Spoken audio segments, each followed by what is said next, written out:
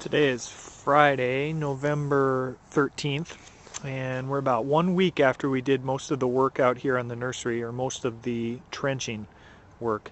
And what you're looking at right here is the area where we dug up and tied into the 4-inch irrigation line that was existing on this fairway. And then we tied in a 2-inch line that goes all the way back to the nursery over near where my cart is sitting. And that line will feed the new irrigation that we put in on this nursery area.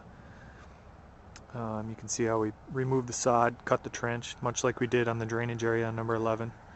And we left this area open. Doesn't look like it now, but we laid plywood across here and left it open because in the spring when we turn the irrigation system back on, we'll have to go back in here and tighten up a few of the couplers. Now we've moved up closer to the nursery, and you can see right here, this is one of the new irrigation heads that was installed to irrigate this nursery.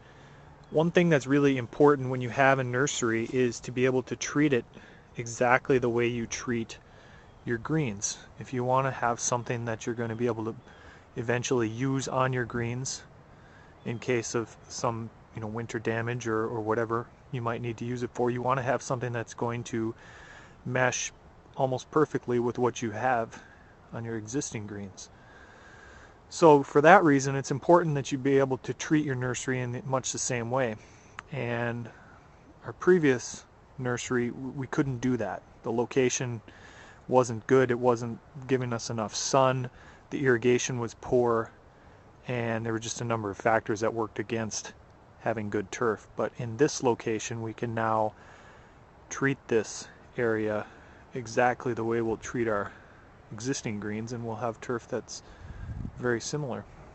You can see here that about 2/3 of the soil, the greens mix that we're using as the base for the nursery on which the turf will go on, has been placed on this area. We've got about 1/3 of it left. You can see it staked out down there. We put the stakes down and mark them at a 3-inch depth so that we can get a consistent 3-inch depth to this mix. And this area we haul loads with our dump truck, our 1-ton dump truck here, dumped it out, used the Bobcat and a combination of the Bobcat and the sand rake, the bunker rake, to smooth this area out.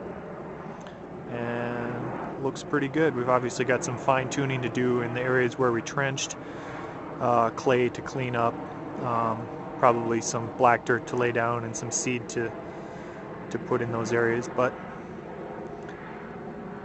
by next spring and certainly the middle of next summer, we will have something here that's going to really be a great benefit to us.